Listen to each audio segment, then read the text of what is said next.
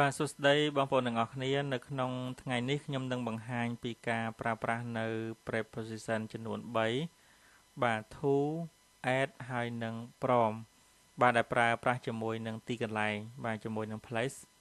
បាទថាតើពេលណាយើងប្រើប្រាស់ to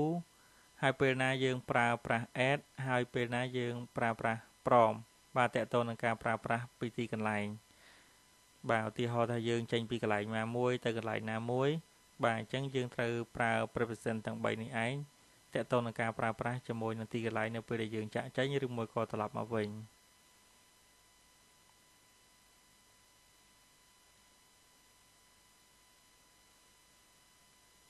បាទអញ្ចឹងបងប្អូនកន្លែងមើលនៅ preposition បាទ preposition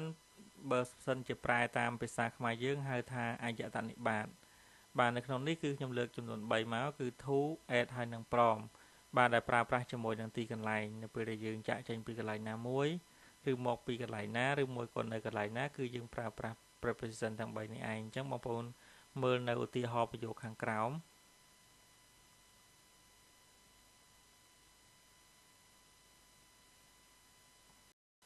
បាទអញ្ចឹងបងប្អូនកន្លែងមើលនៅប្រយោគខាងក្រោមដែលជាប្រយោគគំរូ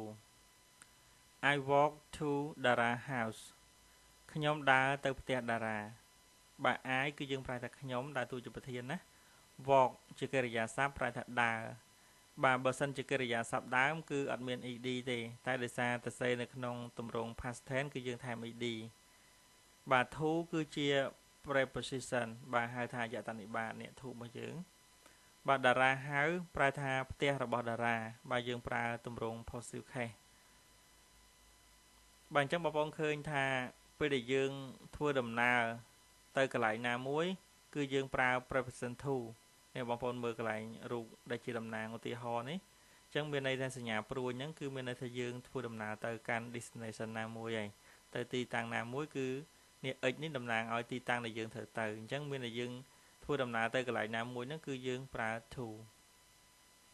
បាទអញ្ចឹងបងប្អូនកន្លែងមើលប្រយោគបន្តទៀត I waited at Dara house ខ្ញុំរងចាំនៅផ្ទះតារាបាទអញ្ចឹង wait នេះគឺប្រែថារងចាំកិរិយាសព្ទបាទដល់ពេលយើងអត់មានចលនាធ្វើដំណើរទៅឬមួយក៏ចាក់ចេញទេគឺយើងប្រើ preposition at នេះដូចនៅកន្លែងនេះបងប្អូនឃើញថាអត់មានសញ្ញាព្រួញទេអញ្ចឹងនេះ destination កន្លែងដែលយើងនៅបាទ x នេះមានន័យថាយើងឈរនៅចំគោលដៅនឹងតែម្ដងអញ្ចឹងគឺយើងប្រើ preposition at អញ្ចឹងបងប្អូនមើលប្រយោគបន្តទៀត I walk from Dara house to the cinema បាទខ្ញុំដើរពីផ្ទះតារាទៅរោងកុនបាទអញ្ចឹងយើងប្រើ preposition from មានន័យថាយើងចាក់ចេញហើយចាក់ចេញពីផ្ទះរបស់តារានេះឃើញទេកន្លែង x នេះមានន័យថាកន្លែងទីតាំងដែលយើងកំពុងតែនៅដល់ពេលយើងចាក់ចេញពីទីកន្លែងហ្នឹងគឺសញ្ញាព្រួយទៅអញ្ចឹងគឺយើងប្រើ preposition from បាទអញ្ចឹង I walk from Dara to the cinema បាទខ្ញុំបានដើរពីផ្ទះតារាទៅរោងកុនបាទអញ្ចឹងអ្វីដែលបងប្អូនចំណាំបងប្អូនត្រូវមើលរូបភាពនេះដើម្បីឲ្យងាយយល់បាទមានន័យថាបើសិនជាយើងធ្វើដំណើរទៅកន្លែងណាមួយ x នេះគឺតំណាងឲ្យទីកន្លែងដែលយើងត្រូវទៅបាទយើងប្រើ preposition to ហើយបើសិនជាយើងអត់ធ្វើដំណើរចាក់ចេញពីទីកន្លែងហ្នឹងទេឬមួយក៏ទៅកន្លែងហ្នឹងទេគឺយើងឈរនៅទីតាំងហ្នឹងតែម្ដងគឺយើងប្រើ preposition at ហើយបើសិនជាយើងចាក់ចេញពីទីកន្លែងហ្នឹងឆ្ពោះទៅកាន់កន្លែងមួយទៀតគឺយើងប្រើ preposition from បាទទៅខាងមុខទៀតបងប្អូននឹងបានឃើញនៅប្រយោគជាច្រើនដែលតាក់ទងនឹង preposition ទាំង3ហ្នឹងគឺ to at ហើយនិង from បាទអញ្ចឹងប្រយោគនៅខាងក្រោមនេះសុទ្ធតែតាក់ទងនឹងការប្រើប្រាស់នៅ preposition របស់យើងទាំងអស់បាទអញ្ចឹងឧទាហរណ៍នៅក្នុងប្រយោគទី1របស់យើង I landed at Pojantong Airport and catch the taxi from Pojantong to Queen Grand Boutique Hotel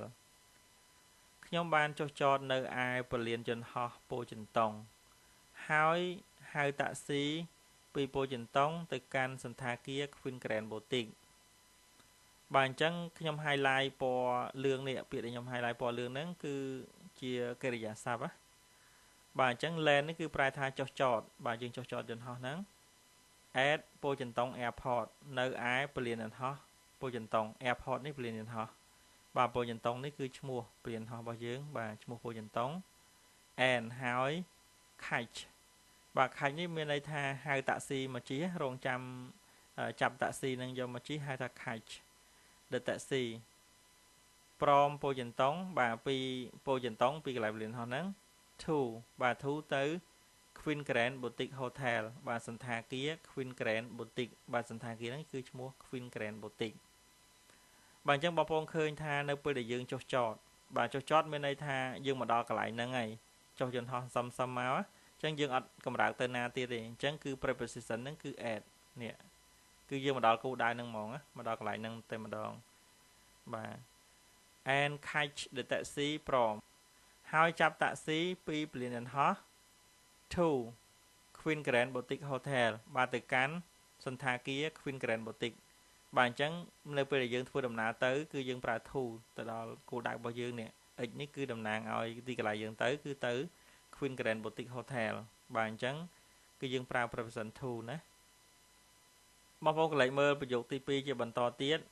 Dara works at the post office តារាធ្វើការនៅប្រៃសណីយ៍បាទ work កិរិយាសព្ទប្រែថាធ្វើការ at នេះគឺជា preposition របស់យើងហ្នឹងគឺប្រែថានៅ post office បាទប្រៃសណីយ៍កន្លែងផ្ញើសំបុត្រផ្ញើអីវ៉ាន់ហ្នឹងហៅថា post office បាទប្រៃសណីយ៍អញ្ចឹងគឺយើងប្រើ preposition at មានន័យថាគាត់បានផ្លាស់ចេញពីការិយាល័យប្រៃសណីយ៍ឬមួយក៏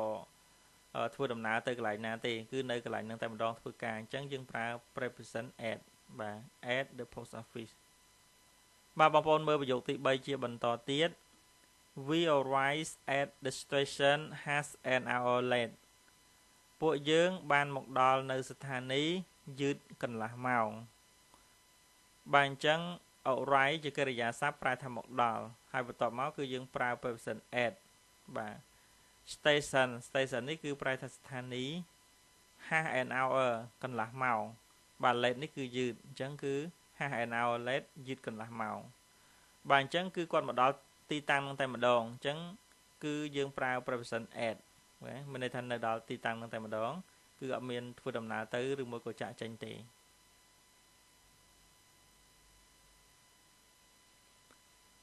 បាទអញ្ចឹងបងប្អូនមើលប្រយោគទី4យើងជាបន្តទៀតI often return to my old hometown បាទចឹងញឹកញាប់ខ្ញុំបានត្រឡប់ទៅកាន់ស្រុកកំណើតរបស់ខ្ញុំបាទអញ្ចឹង often នេះគឺប្រែថាជាញឹកញាប់ណា return នេះគឺប្រែថាត្រឡប់បាទ to គឺយើងប្រើ preposition របស់យើង my បាទប្រែថារបស់ខ្ញុំ old hometown នេះគឺប្រែថាស្រុកកំណើតបាទយើងទៅស្រុកកំណើតរបស់យើងតាមខេត្តបាទគឺហៅថា old hometown ឬមួយក៏យើងអាចប្រើត្រឹមតែ hometown ក៏បានដែរបាទប្រែថាស្រុកកំណើតរបស់យើងបាទយើងប្រើ preposition to ដោយសារតែយើងធ្វើដំណើរទៅកាន់ស្រុកកំណើតអញ្ចឹងមានន័យថា destination យើងនៅកន្លែង x នេះកន្លែងស្រុកកំណើតអញ្ចឹងយើងធ្វើដំណើរទៅគឺយើងប្រើ preposition to បាទបងប្អូនកន្លែងមើលប្រយោគទី5ជាបន្តទៀត They were tired when they arrived so they catch a taxi from the airport to the hotel ពួកគេអស់កម្លាំងនៅពេលដែលពួកគេមកដល់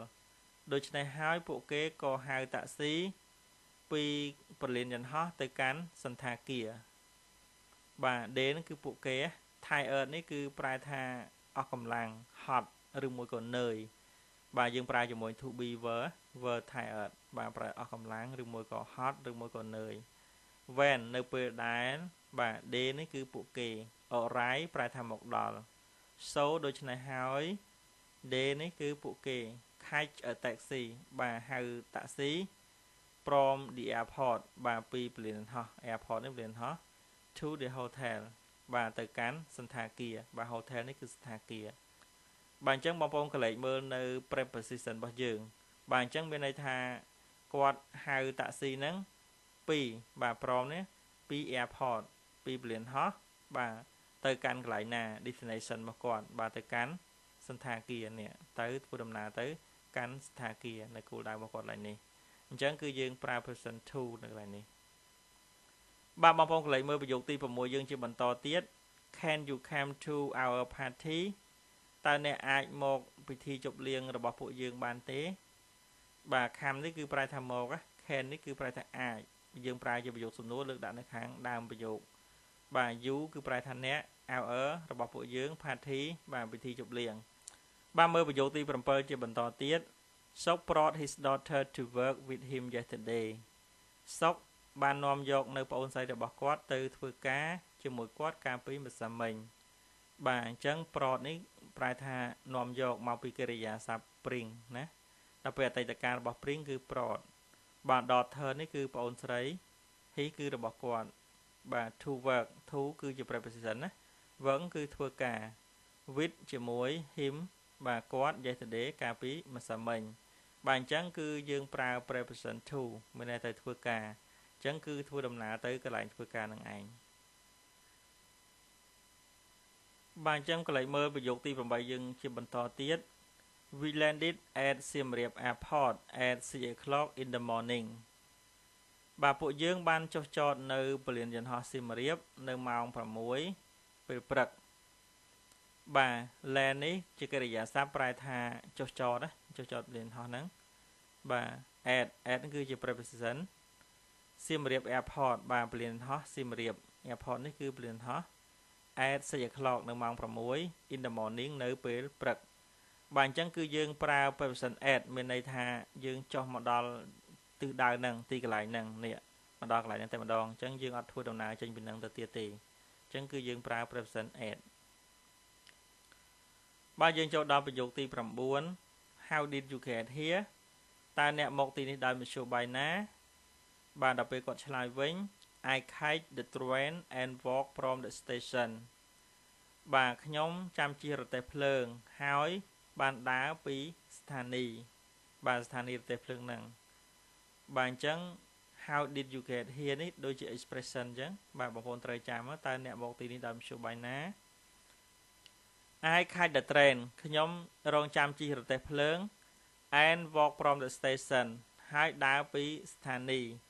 បាទ walk នេះកិរិយាសព្ទប្រែថាដើរបាទ from នេះគឺជា preposition បាទយើងចាក់ចេញពីស្ថានីយ៍នឹងមកគឺយើងប្រើ preposition from នេះ like x នេះតំណាងឲ្យ station ស្ថានីយ៍យើងចាក់ចេញពីហ្នឹងគឺយើងប្រើ preposition from បាទយើងចូលដល់ប្រយោគលេខ10 She traveled all night from Poipet and arrived at office here in Phnom Penh at 7 o'clock in the morning បាទនាងបានធ្វើដំណើរពេញមួយយប់ពីប៉ោយប៉ែតហើយមកដល់នៅការិយាល័យនៅទីនេះនៅក្នុងទីក្រុងភ្នំពេញនៅម៉ោង7នៅពេលព្រឹកបាទអញ្ចឹង travel នេះកិរិយាសព្ទប្រែថាធ្វើដំណើរទេសចរ all night បាទពេញមួយយប់តែម្ដងព្រមពីប៉ោយប៉ែតបាទប៉ោយប៉ែត and arrive ហើយមកដល់ at office នៅឯការិយាល័យ here ទីនេះ in ភ្នំពេញនៅក្នុងទីក្រុងភ្នំពេញ at 7 o'clock នៅម៉ោង7 in the morning នៅពេលព្រឹកបាទកន្លែងនេះគឺយើងប្រើ preposition from ដោយសារចាក់ចេញពីប៉ោយប៉ែតបាទ from ប៉ោយប៉ែតមានន័យថាយើងចាក់ចេញពីកន្លែងហ្នឹងបាទ and arrive ហើយមកដល់បាទពេលមកដល់គឺអត់មានទៅណាទៀតទេគឺយើងប្រើ preposition at បាទ arrive at office here នៅទីនេះ in ភ្នំពេញបាទអញ្ចឹង summary អ្វីដែលបងប្អូនបានរៀនមកគឺតកតងទៅនឹង preposition to at ហើយនឹង from បាទដែលតកតងនឹងទីកន្លែងបាទនៅពេលដែលយើងធ្វើដំណើរទៅកាន់ទិសដៅណាមួយគឺយើងប្រើ preposition to ហើយបើសិនជាយើងនៅកន្លែងទិសដៅហ្នឹងគឺយើងប្រើ preposition at ហើយបើសិនជាយើងចាក់ចេញពីទីកន្លែងហ្នឹងគឺយើងប្រើ preposition from បាទអញ្ចឹងអរគុណបងប្អូនដែលបានតាមដាននៅការបង្រៀនភាសាអង់គ្លេសនៅលើ channel SChEnglish របស់យើងខ្ញុំបាទបើសិនជាបងប្អូនចង់តាមដាននៅវីដេអូដទៃទៀតនៃការបង្រៀនភាសាអង់គ្លេសបាទសូមចុចលើប៊ូតុង Subscribe ហើយនិងសញ្ញាកណ្ដឹងនោះបងប្អូននឹងទទួលបាននៅវីដេអូថ្មីៗជាច្រើនទៀតបាទសូមជម្រាបលាសូមអរគុណ